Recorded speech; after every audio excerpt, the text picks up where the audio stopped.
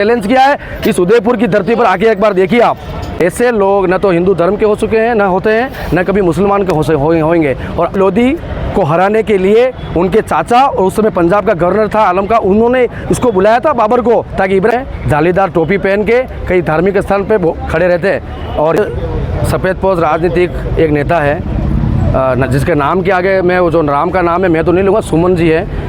और जी भी इसलिए लगा रहा हूँ क्योंकि हमारे मेवाड़ के संस्कार है सभी को साथ में लेकर चलना, और ये संस्कार हमें कभी भूलने नहीं चाहिए। लेकिन दिल्ली में कल श्री राजपूत करणी सेना के राष्ट्रीय अध्यक्ष महिपाल सिंह जी मकराना ने अपनी पूरी टीम के साथ वहाँ पे गए, जंगी प्रदर्शन किया है। उनके क्वार्टर को भी हमने ढूंढा है, लेकिन उनका क्वार्टर मिला नहीं है। आपको जब मेवाड़ का इतिहास भी जानकारी नहीं है, आप सिर्फ तुष्टीकरण की राजनीति करना चाहते हैं, आप तथाकथित एक यादव परिवार अखिलेश जी की एक गुलामी करके आप राज्यसभा का मेंबर बन गए हैं। और लोकतंत्र के इतने बड़े मंदिर में जिस तरह से आपको जानकारी नहीं मेवाड़ के खानवा युद्ध कौन है, राणा सांगा कौन है, महाराणा प्रताप कौन है, आप अनर्गल बयान दे रहे हैं। ऐसे लोग आपके चैनल के माध्यम से मैं कहना चाह रहा हूँ, ऐसे लोग न तो हिंदू धर्म के हो चुके हैं, न होते हैं, न कभी मुसलमान के होंगे। और आज ये राज्यसभा संसद में जो खुलकर बोल रहे हैं ना, अभिव्यक्ति की आज़ादी, ये राणा सांगा, ये महाराणा प्रताप, ये बप्पा रावल की ही देन है। बाकी आप इस समय जालीदार टोपी पहन के कई धार्मिक स्थल पे खड़े रहते हैं। और ये हिंदुस्तान है जहाँ इतना आप बोल सकते हो। अन्य कई कंट्री में अगर आप इतना बोला हो, सर कलम करके दिल्ली के गेट पे लगा दिया होता।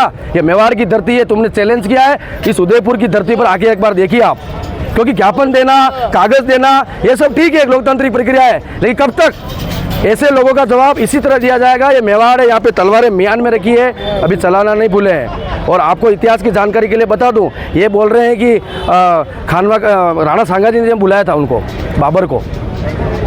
आपको मैं जानकारी के लिए बता दूं कि इब्राहिम लोधी को हराने के लिए उनके चाचा और उस समय पंजाब का गवर्नर था आलम का, उन्होंने इसको बुलाया था बाबर को, ताकि इब्राहिम लोधी को हराया जाए। 1517 के युद्ध में राणा सांगा ने इब्राहिम लोधी को हराया है। उसके बाद राणा सांगा एकमात्र उस समय के हिंदू राजा थे, क्षत्रिय हिंदू राजा थे, जिन्होंने भारत के सभी राजाओं को एकत्रित करके कहा कि मुगलों को परास्त करना है। ऐसे क्षत्रिय राजा इस हिंदुस्तान के इतिहास में दोबारा नहीं आ सकते हैं, जिनके एक भुजा नहीं, एक आंख नहीं, एक पांव नहीं और 80 घाव किसके लिए लड़े।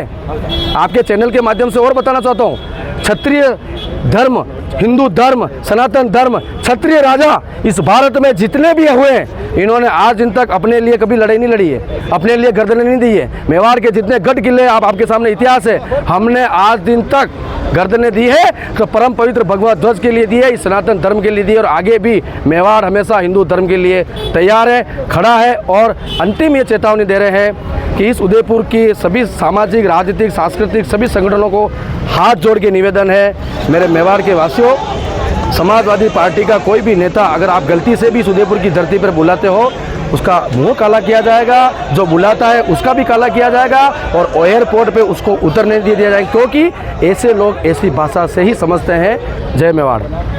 देखो, ये सांसद तुष्टीकरण के जहर में ऐसे डूबे हुए हैं, ये इनके लिए आज कोई नयापन नहीं है। इतिहास के पन्नों पे महाराणा प्रताप को महान सभी लोग कहते हैं, ये अकबर को महान करने वाले लोगों के साथ खड़े रहते हैं। ये लोग वही है जो दिल्ली के अंदर नारा लगते हैं, अब चल हम शर्मिंदा है, तेरे कातिल अब भी जिंदा है, उन लोगों के साथ खड़े रहते हैं, हाँ में हाँ मिलाते हैं। ये वही लोग हैं जो हमारे सबके आस्था के केंद्र भगवान श्री राम का भव्य मंदिर बनाने के लिए अयोध्या के अंदर लाखों कार सेवकों ने अपनी शहादत दी, उस राम मंदिर के खिलाफ खड़ा रहते हैं। इस मेवाड़ के अंदर नहीं, देश की आन बान शान के प्रतीक सांगा के खिलाफ बयान, और वो भी इस भारत भूमि के अंदर, और वो भी देश का पवित्र संस्था है जहाँ लोकतंत्र के अंदर सड़क से संसद तक लोग लड़ते हैं, उसके अंदर अपना बयान देना। निश्चित तौर से इस बयान की हम तो प्रशंसा करते ही करते हैं। वो सार्वजनिक माफ़ी मांगे, ये भी मांग करते हैं, लेकिन ऐसे लोगों के खिलाफ हम भारत के प्रधानमंत्री जी को भी ज्ञापन भी देने वाले हैं कि उनके संसद की सदस्यता भी निश्चित तौर से निरस्त की जाए। और मैं मानता हूँ कि इस लोकतंत्र के अंदर और ऐसे लोगों की, मैं तो कहता हूँ, डीएनए की जांच भी होनी चाहिए।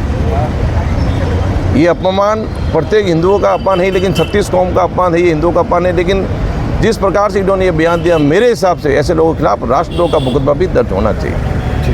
जैसा कि एसपी के राज्यसभा सांसद, उनके माता पिता को बहुत बहुत धन्यवाद, नमन है कि आपने अपने पुत्र को राम लाल जी रखा है। ये लाल नहीं, ये औरंगजेबों का लाल है, जो कि हमारे प्रातः स्मरणीय राणा सांगा के विषय में अभद्र टिप्पणी किया। क्योंकि राणा सांगा जी ने एक हाथ कटते हुए, एक हाथ गंवाते हुए इन्होंने 80 युद्ध लड़ा और 80 युद्ध में इन्होंने जीत प्राप्त किया।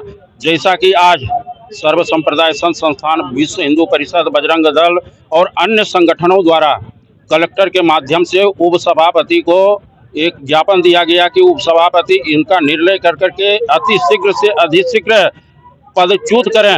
और संत समाज और सभी संगठन यह मांग करता है कि उच्चतम न्यायालय में स्वयं संज्ञान लेते हुए इस तरह के अगर जो अभद्र टिप्पणी किया जाता है तो वास्तविक में हम सभी सनातन धर्म प्रेमी महापुरुषों का अपमान कभी भी नहीं सहन कर सकते हैं। जैसे कि हमारे आप सभी जानते हैं कि महाकुंभ में 66 करोड़ हिंदुस्तान की आधी आबादी ने वहां गंगा जी संगम में स्नान किया।